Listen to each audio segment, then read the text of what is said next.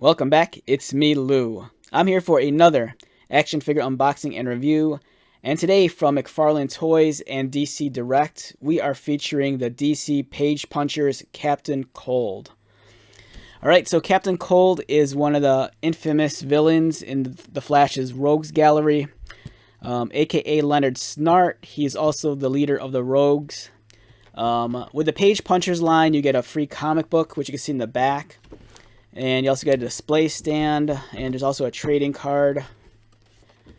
On the back, we have the cover to the exclusive comic, and a nice shot of Captain Cold.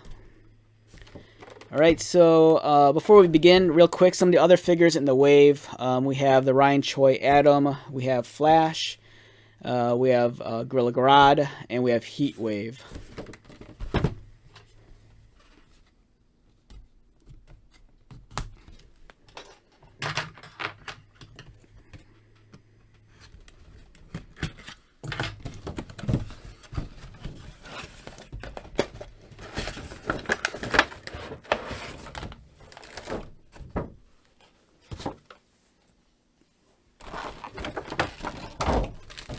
Alright, so here's the accessories we talked about earlier. Comic book, trading card, and the display stand right here. First impressions of Captain Cold while he's still in the tray. It looks great. As you can see right here on the right, we have his Cold Gun. This is a very stylized, modern take on the character. It's very different from the much more iconic Captain Cold. So let's get this out, get started.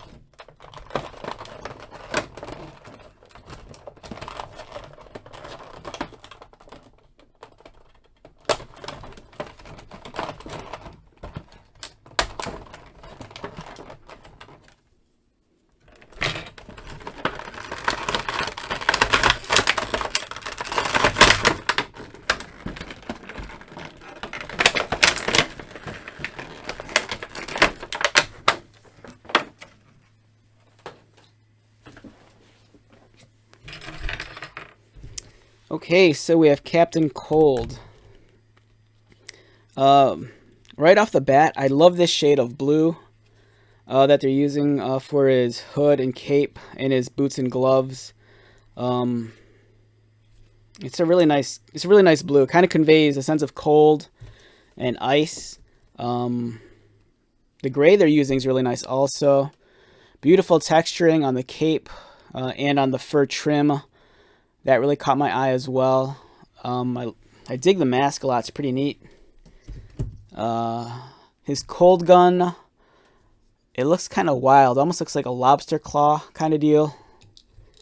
And it feels like it's supposed to come apart. Alright, yeah, so it separates, as you can see here.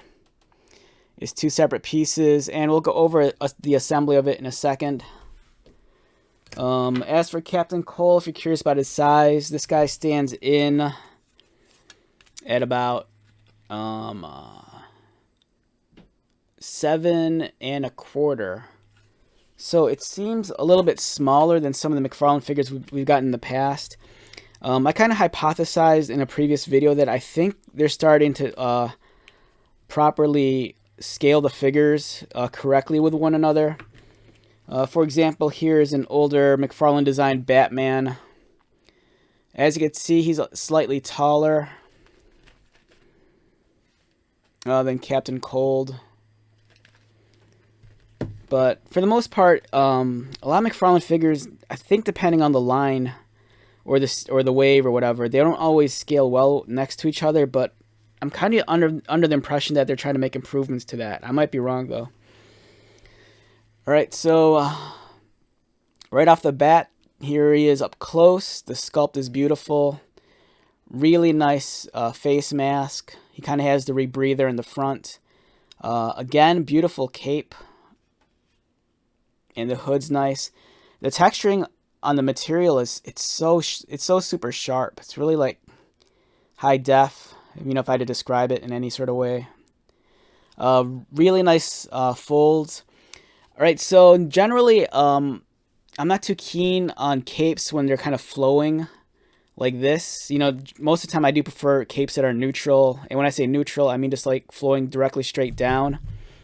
But in this case, I think I could kind of forgive it because the cape is slightly smaller than, you know, like, for example, like Superman's cape. It's a little bit shorter, and when it does flow out, it's not exceeding his shoulders by that much. And I think it just adds a little bit more dramatic effect to this character. The uniform is really well done. Again, very beautiful texture throughout. If you're a customizer, you know, this is something where you'd probably want to like add a wash or like dry brush some more detail onto it.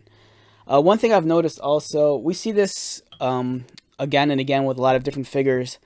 So like the waist and crotch piece here is generally made of a different plastic. It's a lot softer, a lot more flexible, so that, you know, it allows for movement for the legs. But one thing I've noticed with this figure and with other figures in the McFarlane line, it seems like there's always like a disconnect with the color. It seems like they can never get this crotch piece to match, you know, the torso or the legs. So I'm not sure how it's coming off on your video, but as I'm looking at this through my camera, this is a different shade of gray than what we're seeing here and here. But that's kind of like, it's very, very subtle. You're not going to notice it unless you look for it. You know, that's how I'll describe it. But yeah, there is a difference in color between the crotch piece and the legs and body pieces. Again, I can't stress enough how clean and sharp the details and textures are on this guy's uniform. It's really nice, really well done. The fur trim is excellent. Yeah, this guy's like super hyper detailed. It's really nice. The cape, it's a soft material, as you can see. It's not too thick. It's just the right, you know, thickness in my opinion. Here's his back.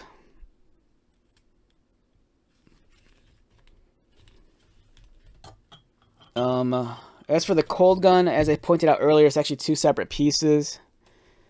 As you can see right here. And there's kind of like almost like an airbrush effect to the tip. So it kind of gives it a sense of like, you know, temperature and cold to it. Because it starts off with like a blue, and then there's a slight gradient. It gets lighter as it progresses downward. So the cold gun's actually two pieces. And the way it works is you take his gun-wielding hand here, take the top part of the cold gun, which has the handle, slide it in, and then you're gonna marry the two pieces here. If I could get it to work right.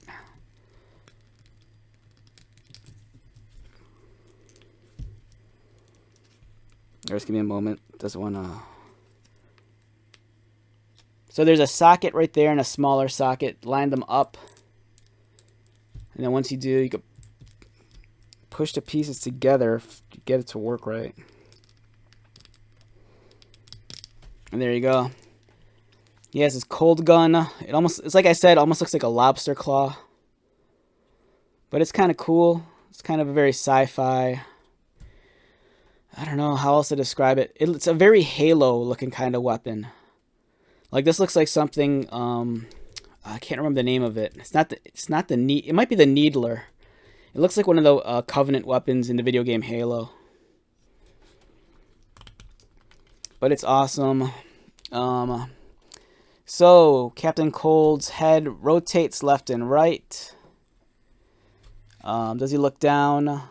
It looks down about that much, which is nice. This cape is not removable, unfortunately, because I was thinking about removing this to demonstrate the range of motion for his head, but it doesn't come off. Like, it's loose fitting here, but then when you look at the back, it's actually, I think it's plugged in and glued. So the cape's actually glued into his back. But back to articulation, head rotates, looks down, doesn't really want to look up. He has the ball jointed butterfly right there, so it allows for an extended range of motion. Bicep cut right here, so you can swivel. Double pinned elbows. Wrist articulation is hidden underneath the cuff. He has a cut below the breast line, which allows him to swivel. Does not want to arch forward, but he doesn't want to arch back either. He kind of like rocks a little like this.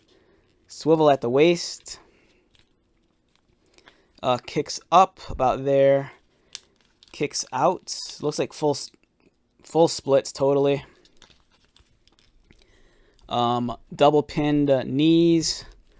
So very stock articulation, that, you know, what you'd come to expect from a McFarlane figure, ankles and toes. So it's a great looking figure. It's, like I said, it's a different modern stylized take on Captain Cold. You know, if you're used to like the classic Cold with like the open face and the goggles and like kind of like the icicle looking pattern on his snowsuit, you know, this is a little bit different than that.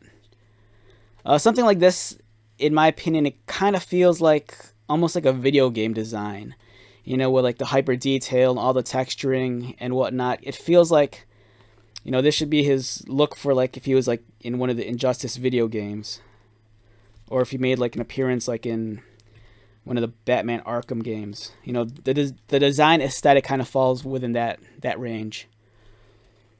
But he's beautiful, really well done. If I had to rate this guy on a scale of 1 to 10, easy 8 to 8.5. It's really cool to get like you know, one of the Flash's like mainline villains, and it's just cool to get a villain in general that's not related to like Batman or Superman. You know, we get a lot of villains, and most of the time they either pertain to Batman, you know, or like Superman. But it's cool that, you know, with the Flash, he has that huge rogues gallery, and it's cool that they're tapping into that, you know. So I'm really digging that, and this guy looks awesome. I'm really looking forward to reviewing Heatwave, who's also in this line, and the Ryan Choi Atom. The Flash looks cool, but you know, we've had a handful of Flash figures already.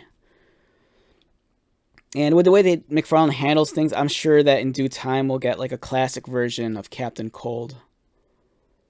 It totally amazes me how like with McFarlane, it's like almost every figure is like a completely unique sculpt. You know, I can't imagine how much money they spend on this, like, you know, designing and prototyping and producing this one action figure. Because unlike, you know, Marvel Legends, you know, sometimes they'll reuse the same pieces here and there. But for the McFarlane lines, like, they do such a great job at this, you know, dedicating these specific sculpts for just like the one character. And this is I don't know, this is a really, really beautiful job. And it kind of sucks for me too, because every time I think I'm getting burned out on this line, I'll review a figure like this, and it, not that it surprises me, but it just makes me really appreciate, you know, how dedicated to the you know, the toy line McFarlane is, especially with the DC properties. You know, they've given us so many figures in such a short time. Like, I think the first McFarlane DC figure came out in what, like late 2019, early 2020, and you know, we're almost going into 2023, and within that time period, you know, they've given us so many figures. And initially, it seemed like the line was dominated by a lot of Batmans and Supermans and characters related to them. And we still see that, but, you know, they're really starting to branch off and this really tapping into that DC roster. So I'm really glad that we're getting this figure. I like what he represents. You know, hopefully in due time, we'll start tapping into the rogues gallery for like other heroes, like maybe tackling some like Wonder Woman's villains, like Ares or Cheetah. Maybe tackling some of the other Green Lantern villains, or even like heroes, like giving us a Sinestro. Oh man, there's so many. I mean, there's like an endless possibilities with what McFarlane could do with the DC universe, and it's pretty exciting. If anything, the only downside with everything is that, man, they give us so many figures. For me, it honestly feels like, I'm not exaggerating either, it feels like the last 3 months that we're getting a new wave like almost every week. It's so ridiculous how many figures they've been pushing out. And I kind of have a theory with that also. I kind of theorize that the reason why McFarlane puts out so many new figures like within a short period of time is because I think that tells their retailers that, for example, if they put out this wave out at the stores, something like this could sell out like, the first day, and then the store has to reorder. And I think, since the store is constantly reordering and restocking, it makes it look like the figures are high in demand, which they are. But I think that's their strategy. I think they want to really blanket the retail outlets, with multiple waves in like short increments. That way you're always seeing fresh figures. That way stuff's always being sold out, and that way it's always telling the retailers that this is a hot product, order more.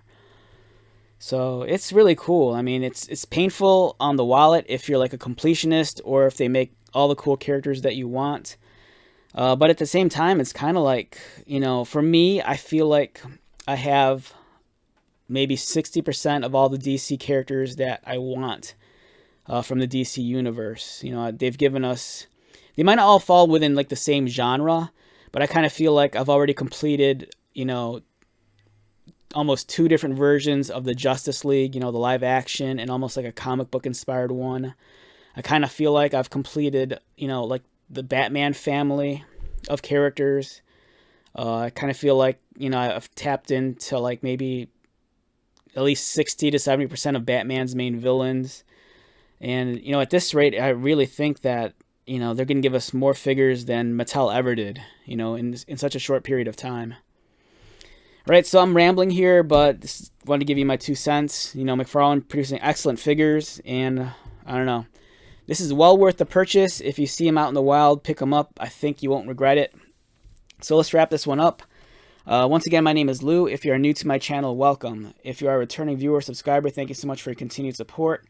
I greatly appreciate it. So, until the next video, be safe, take care of yourself, buy lots of toys, and most importantly, be happy. And I'll see you at the next one. All right, later.